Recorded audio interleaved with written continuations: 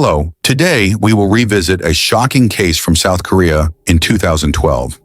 This case not only stirred public opinion, but also highlighted the need for changes in the country's emergency call response system. The story revolves around the North Korean community in South Korea, a group of people who, despite sharing the same language and cultural roots as South Koreans, are often seen as outsiders. They regularly face discrimination, which is not expressed through direct insults or attacks, but rather subtly weaves into the corners of daily life.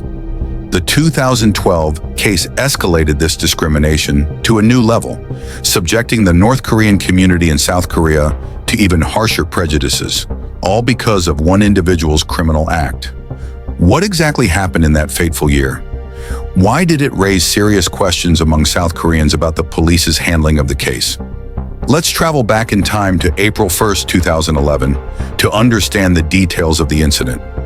On April 1st, 2011, a Sunday that seemed ordinary, at 10:50 p.m., the emergency hotline of the police received a panicked call reporting an assault. The woman on the other end said she had just been attacked by an unknown man. Due to the sudden nature of the incident, she couldn't pinpoint her exact location, but knew she was somewhere between a school and a park.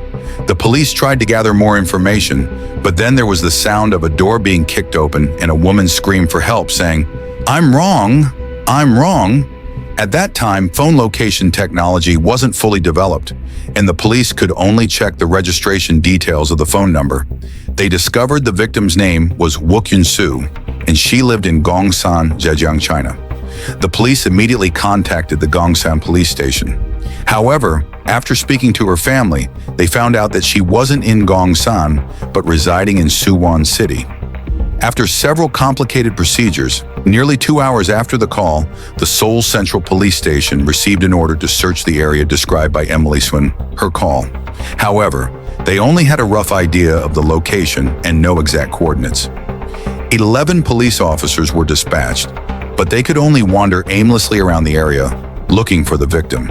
Yun-soo's sister, upon hearing the news, joined the search. The area was residential, and since it was late at night, the police had to knock on every door to check for any unusual sounds. Time passed, but the search yielded no results. At 2:32 a.m., the police increased the number of officers to 21. 8 hours after receiving the report, the police deployed additional patrol cars to the area near the park. Even the police chief of Seoul Central Police Station joined the search, but still, there was no sign of Yun-soo. At 11 a.m., a local resident, while being asked about the search, casually mentioned that he had been unable to sleep the night before because of a loud argument between a couple next door. He also mentioned that the police should ask them to keep the noise down. The police followed his directions to a nearby store where the man had been staying overnight. They knocked on the door of the ground floor apartment in question, but received no response. The store owner was certain that the noise came from this apartment, as he had heard a man and a woman, the woman crying and repeatedly saying, "I'm wrong." The police then demanded that the people inside open the door, threatening to break it down if necessary. A short while later, the door opened, and a calm-looking, middle-aged man appeared. However, a strong smell of blood wafted out from the apartment. The police entered the small apartment, which led directly into the kitchen, with a narrow path leading to the bedroom. A white cloth covered most of the room, and the strong smell of blood indicated something dreadful had happened. When the police lifted the cloth, they found a body almost reduced to bones, with 3 black plastic bags beside it. The body parts had been cut off and stored in the bags. After counting, the police discovered a total of 280 pieces of flesh. The face of the victim was still intact, allowing the police to quickly identify her as Wook Yun-soo, the one who had called the emergency hotline the night before. Wook Yun-soo, 28 years old, was a factory worker. Her life was simple, revolving around the factory and her home, with few social interactions. There had been no reported conflicts with anyone. The autopsy revealed that she had died around 5 a.m. There was no doubt now that the murderer was the calm-looking man. He didn't resist and immediately confessed to the crime. His name was Eric Chun, 42 years old, born in Inner Mongolia, China.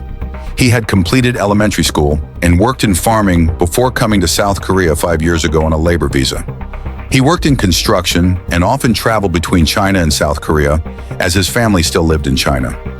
Despite earning a good income, over 20% of his earnings went toward purchasing sex, spending about 400,000 won each month. In the long run, this developed into a distorted thought in his subconscious. That money could buy sex. He became addicted to this service to the point where he had to watch forbidden content on his phone multiple times every day. Eric Chun is of Korean descent, so he speaks Korean fluently and has no trouble communicating. He confessed to the police about the incident as follows. On the evening of April 1st, after finishing work at CA, he went home. He watched a movie while eating meat and drinking, in a very good mood.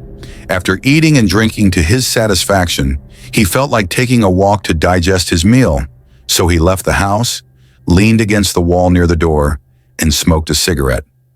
By chance, he bumped into Washington Sue, who was passing by. According to Eric Chun's testimony, after the bump, he immediately bowed and apologized, but the girl wouldn't let it go and started shouting at him. Eric Chun was afraid of attracting attention, so he tried to settle things peacefully.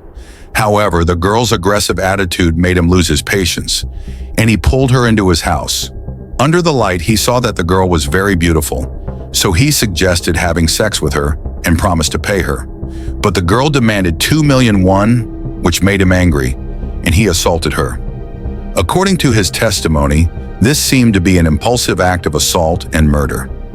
The case was solved within a day, and the killer was arrested. The police even proudly reported their swift response. However, Washington Sue's family raised some doubts. Her father said his daughter was polite, kind, and good-natured, and that she would never curse at strangers. This didn't align with the behavior she supposedly exhibited in the incident. In response to the victim's family's request, the police reviewed the security camera footage from the scene. The footage revealed a completely different story than Eric Chun's account. The video recorded from a security camera at the back of the nearby elementary school, about 50 meters from the crime scene, was unclear. However, after technical processing, it showed that at 10:32 p.m. that night, Eric Chun had been lying in wait behind the wall, out of the victim's sight. This clearly indicated that the crime was premeditated, not a random bump as claimed by the perpetrator. If it weren't for the persistence of the victim's family, the truth might have been buried. When watching the video, Washington Sue's younger brother broke into tears, saying his sister was very frugal and almost always wore the same clothes, possibly making her an easy target for Eric Chun, who had been stalking her and knew her routine. Due to the severe dismemberment of the body, it took several days to identify that Emily died from asphyxiation. Additionally, the police found 11 small bone fragments in the drain at the corner of Eric Chun's bathroom. This completely discredited Eric Chun's initial statement, proving he had lied about everything. What was astonishing was that after testing these bones, they were not from Washington Sue, leading the police to suspect that Eric Chun may have committed similar crimes before. Faced with undeniable evidence, Eric Chun finally confessed to the entire truth, as the camera had captured. Around 10:30 p.m. that evening, he had pulled Washington Sue, a girl passing by, into his home with the intent to assault her. However, he failed to carry out his plan. He locked her in the bedroom, then went to the bathroom. Taking advantage of this, Emily Sue locked the bedroom door and called the police. Upon hearing the lock click, Eric Chun tried to break the door down but couldn't, as Emily Sue was using all her strength to block it from the inside. Eric Chun then opened the window between the kitchen and bedroom, grabbed Emily Sue by the hair, and threatened her to open the door. After several attempts, he finally broke through. To prevent her from escaping, he tied her neck with tape, beat her, and threw her on the bed. By 3 a.m., Eric Chun continued his attempt to assault her, but still failed.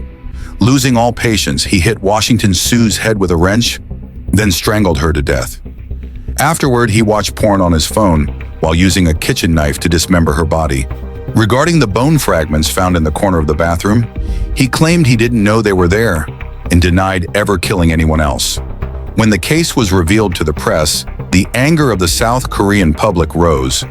They not only condemned Eric Chun's crime, but also criticized the police's shortcomings in their investigation. Let's look back at the timeline of the case. Emily suckled the police at 10:50 p.m. The police found the crime scene at 11 a.m. the following day, 12 hours after the call.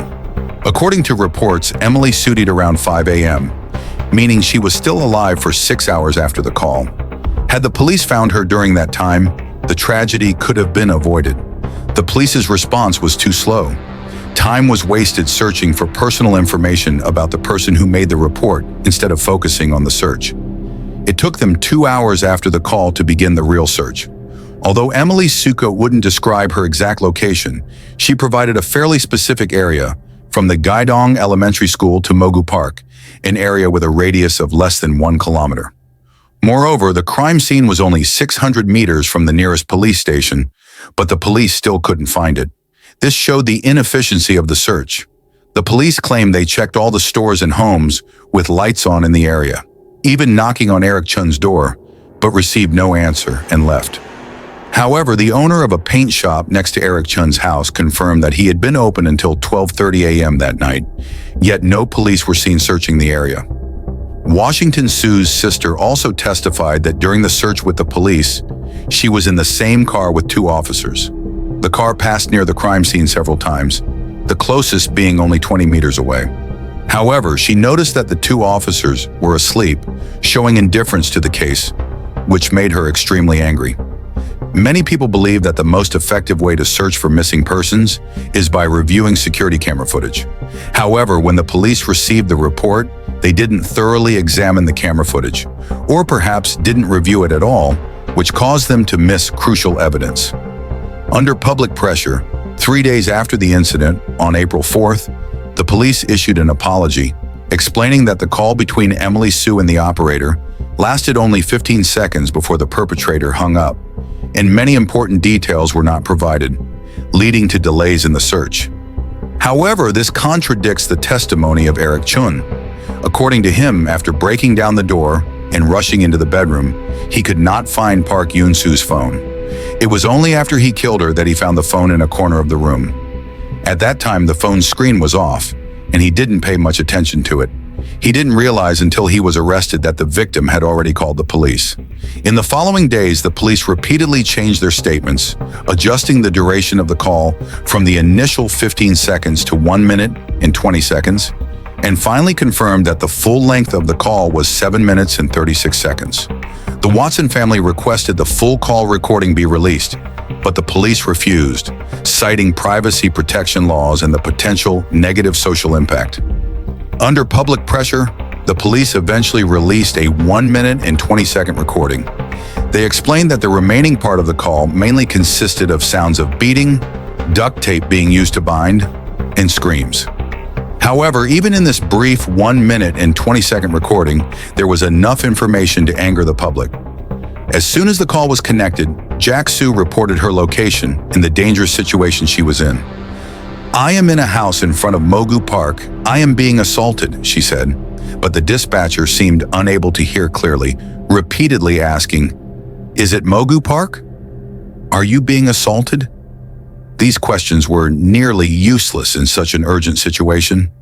Jack Sue was extremely panicked. Eric Chun was about to break down the door, and her heart was racing, leaving her unable to think clearly. She didn't know her exact location, nor could she identify the attacker. To survive, she could only try to describe her situation. "I'm in a house in front of Mogu Park. I don't know which house exactly. The person attacking me is a strange man." Finally, in desperation, she screamed, "Please hurry!" After Eric Chun broke down the door, the other end of the line went completely silent. In the later part of the call, because no sounds could be heard, the dispatcher told a colleague, "It seems like a couple is arguing." More notably, at the end of the call, the dispatcher casually said, "Okay, hang up," and disconnected the call. Before the details of the case were released, waves of criticism from across the country poured in against the police. Sam Seo, the director of the police department, officially apologized. However, public outrage did not subside. Eventually, he held a press conference and announced his resignation. 11 officers involved in the case were also disciplined. 8 days after the incident, the Grace Sue family arrived at the Seoul police station to protest the police's mishandling of the case and their withholding of information. They argued that South Korea, a technology powerhouse, should have been able to quickly locate the caller, but this failure led to Grace Su's death.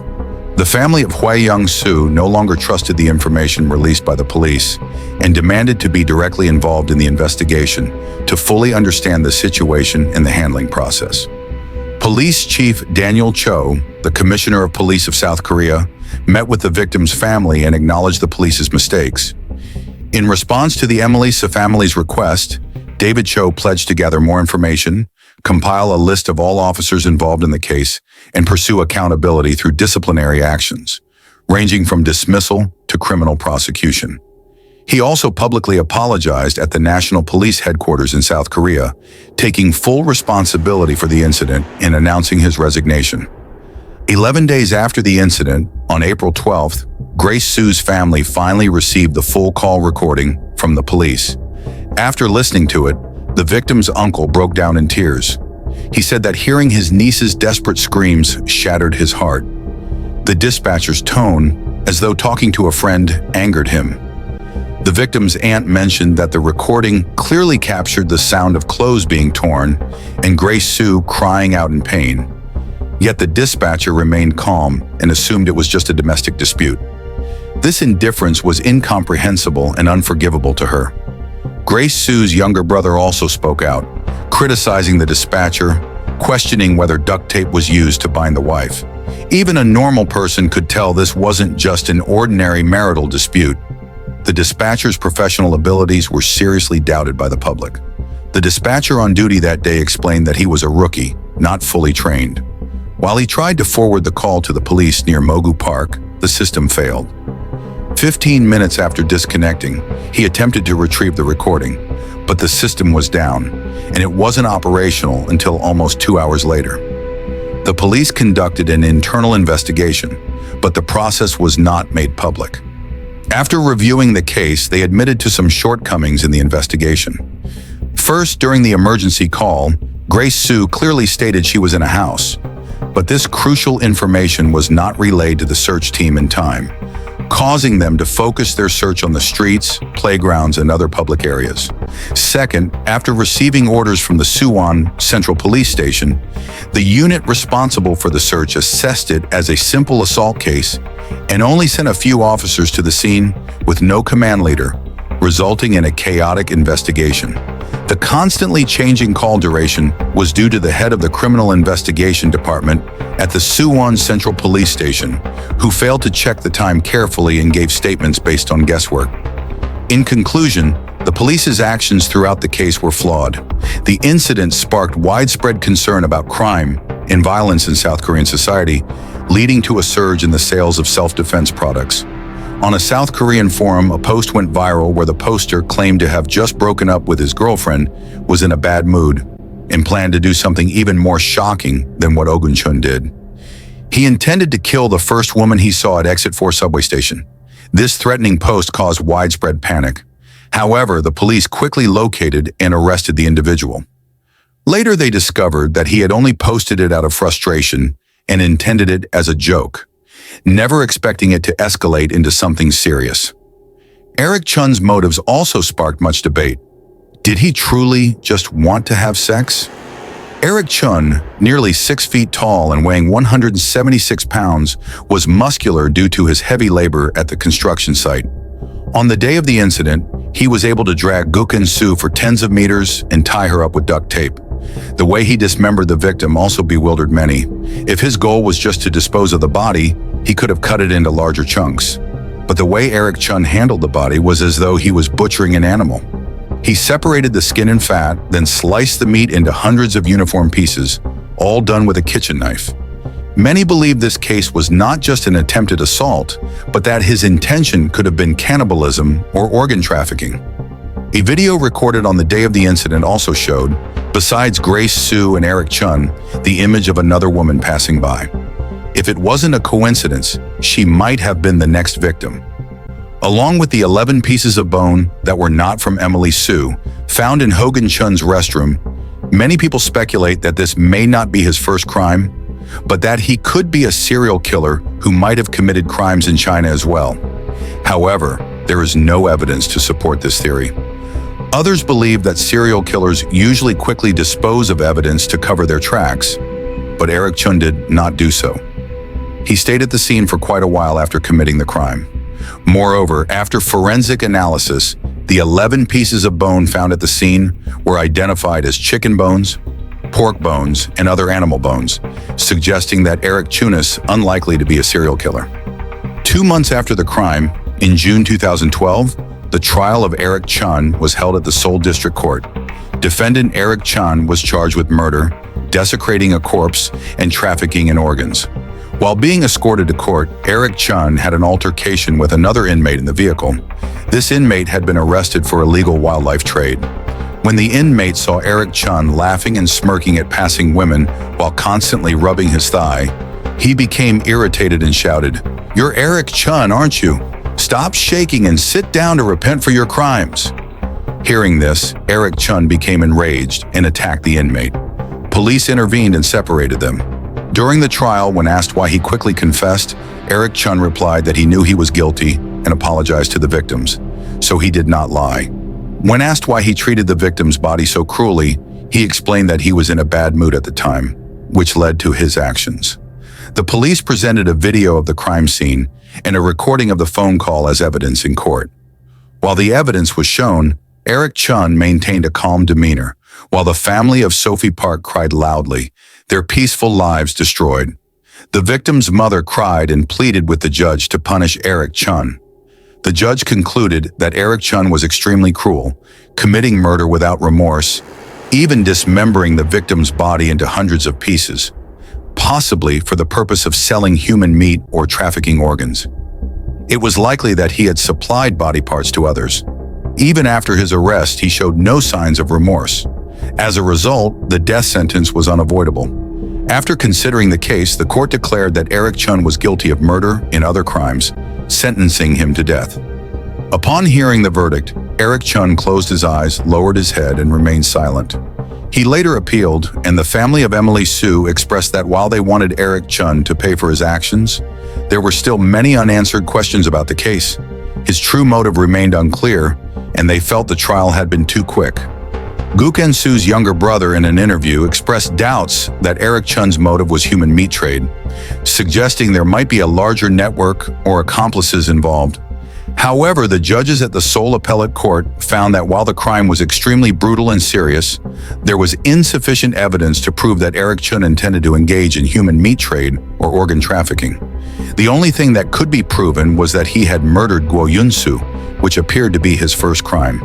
Therefore, the death sentence was too harsh, and his sentence was reduced to life imprisonment. At the final trial, the Korean Supreme Court upheld the life sentence from the appellate court and also sentenced Eric Chun to 15 years for publicly revealing personal information and 35 years for wearing an electronic monitoring bracelet. This decision sparked controversy as public opinion criticized the court for prioritizing the rights of the criminal over the victim's rights. The Walker family filed a lawsuit against several authorities, seeking compensation of 360 million won, arguing that the police investigation's shortcomings led to the victim's death. However, the court stated that even if the police had not made any mistakes, it could not have guaranteed Wachowski's survival. This ruling sparked public outrage again. The family of Emily Sue continued to appeal, and at the final trial, the Korean Supreme Court acknowledged the police's mistakes and ordered compensation of 80 million won. After the trial, the name Eric Chun topped the search trends on South Korean social media. He was detained in the Gyeonggi Prison No. 1, a facility known for housing notorious criminals like Chris Cho, the child predator from the movie Hope, and the serial killer Dylan Chun. Many compared Eric Chun to these two criminals. According to a former inmate who had shared a cell with Chris Cho, he showed almost no remorse for his crimes, exercising daily to prepare for his release to avoid revenge. In contrast, Eric Chun bowed and apologized to Emily Sue 108 times each day, showing signs of deep regret. As Eric Chun is of North Korean descent, the resentment toward this community in South Korea grew even stronger. Before the case, the existence of North Koreans in South Korea was already a sensitive issue. On one hand, they were considered fellow countrymen, but on the other hand, they were criticized for protecting China's interests. Eric Chun's case inadvertently worsened this conflict. One netizen commented, "I'm not afraid of people who look scary, but if they're North Korean, I would feel scared." However, some people argued that it was wrong to judge the entire North Korean community because of one individual's actions. The case had a significant impact, prompting the Korean parliament to pass a law on location tracking. Previously, the police did not have the authority to track the location of a tip-off without consent due to concerns over the abuse of power and violations of human rights. Under the new law, the police are allowed to track the location of a tipster in emergency situations, even if their phone is turned off, with the accuracy of the tracking limited to a 50-meter range. After the incident, the South Korean police also conducted an internal reform. Several agencies issued a handbook for receiving 911 Korea emergency calls across the country. This handbook lists detailed measures for responding to different types of reports and emphasizes not asking the same questions repeatedly to the caller while prioritizing the safety of the person reporting the crime. Additionally, due to the impact of the case, the police introduced a new policy of classifying reports based on severity, ranging from level 1, the most serious, to level 5, the least serious. Level 1 is for serious crimes that need immediate attention, while level 5 usually involves consultation calls or non-urgent reports. This system helps the police allocate resources more efficiently and respond to emergencies in a timely manner. It is unclear whether the police implemented these changes to divert attention away from their own mistakes, but they also announced plans to take measures to prevent crimes committed by foreigners in South Korea. Human Rights Watch. Korea and South Korea believe that the focus of the issue should be on the police's initial mishandling of the situation, covering up and downplaying the facts, rather than the nationality of the perpetrator. Perhaps the most heartbreaking aspect of this case is not just the cruelty of Eric Chun, but the fact that Wakansu's desperate cries for help were not answered in time. She waited and hoped, only to meet a tragic end. We can only hope that she finds peace in another world, free from fear. The Park Won-soo case serves as a wake-up call for South Korea's emergency response system and police force. It exposes significant gaps in the processes of receiving and handling information, the lack of professionalism by some officials, and the slow deployment of search teams, which led to this tragic outcome. This case shows that it is not just a personal tragedy, but also highlights systemic issues. Initially, the police focused on verifying the victim's personal information rather than quickly deploying forces to the scene based on the limited information available, demonstrating a lack of flexibility and a failure to prioritize human life. The complacency and lack of awareness of the dispatcher in assessing the situation over the phone were also key factors leading to the unfortunate outcome. This highlights the need for thorough, specialized training for dispatchers, equipping them with skills to handle panic situations, recognize danger signs through voice and speech patterns, and act accordingly. On the other hand, the case also raises questions about transparency and accountability in public institutions. The police's repeated changes in the timeline and delays in releasing the full recording of the call undermine public trust. This emphasizes the need for independent and transparent oversight mechanisms to ensure objectivity in investigations and prosecutions. The WAC Entertainment case is a painful lesson that has led to positive changes in South Korea's judicial and emergency response systems. The 112th location law and reforms in dispatcher training processes are important steps forward. However, to prevent similar tragedies in the future, continuous efforts are needed to improve police professionalism, accountability, and ethics, as well as to strengthen transparency and oversight from the community. Only then can we build a safer society where everyone is protected and cries for help are always heard and responded to in time. That's the end of today's video. I hope to see you again in the next ones. Goodbye.